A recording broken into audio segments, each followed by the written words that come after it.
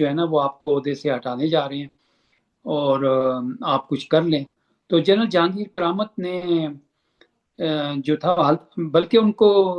जो मुझे जिन्होंने बताया था उन्होंने रिकॉर्डिंग भी सुनाई थी जनरल जहांगीर करामत को कि उनको ओहदे से हटाने के लिए क्या बातचीत हुई। लेकिन वो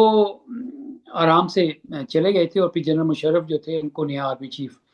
तैनात कर दिया गया था। तो ये जो कुछ मिलिट्री के लोगों से मेरी बात हुई है वो ये समझते हैं कि मे बी आर्टिकल 243 में शायद इस तरह की एक तरमीम लाई जा रही है जिसके तहत जो सारी जो मिलिट्री से रिलेटेड पावर्स हैं वो आर्मी चीफ फील्ड मार्शल के पास चली जाएंगी और इसमें चीफ ऑफ डिफेंस स्टाफ यानी कि ये ओहदा जो है ये ब्रिटिश मिलिट्री में भी है और इंडिया में भी है। तो अब ये देखना है कि इसके खद्दोखाल क्या है कि जो आर्टिकल 243 जो है वो सारे सर्विसेज चीफ्स की अपॉइंटमेंट से मुतालिक है। प्रेसिडेंट ऑफ पाकिस्तान जो है वो सुप्रीम कमांडर हैं और प्राइम मिनिस्टर की एडवाइस के ऊपर ये सारी तकरीरें जो है वो फाइनल करते हैं, दस्तखत करते हैं। तो गो के प्रेसिडेंट की तो जो अथॉरिटी है वो सेरेमोनियल है। आपको याद होगा कि जब डॉक्टर आरिफ अलवी थे प्रेसिडेंट तो मौजूदा जो आर्मी चीफ हैं उनके हवाले से भी बड़ा ये था कि पता नहीं वो दस्तखत करेंगे कि नहीं। तो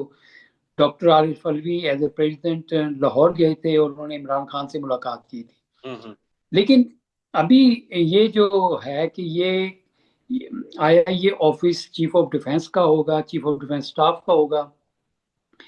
और इसके नीचे क्या कुछ आएगा, इसके अंदर क्या कुछ होंगी, ये अभी तफसीलात जो हैं ये कैमोफ्लेज्ड हैं, ये खुफिया रखी गई हैं। ये तो सबके लिए हैरानगी की बात हुई है कि बिलावल भुट्टो ने आज बीच चौराहे में हांडी फोड़ दी और 27वीं तरमीम की जो चीदा नुकात हैं जिसमें एनएफसी का है, आपको पता है, उसके अलावा सुप्रीम कोर्ट से रिलेटेड मामला हैं। तो अब ये देखना ये कि जब आर्मी चीफ के पास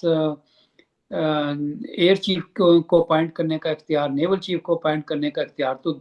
अब अगर इस तरह की कोई सूरत हाल सामने आती है तो फिर इसका मतलब ये है कि chairman joint chief staff committee का जो ऑफिस है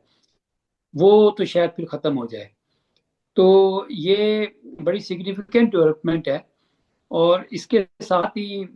अब देखना ये है कि इसके ऊपर जो बहस है उसको कितना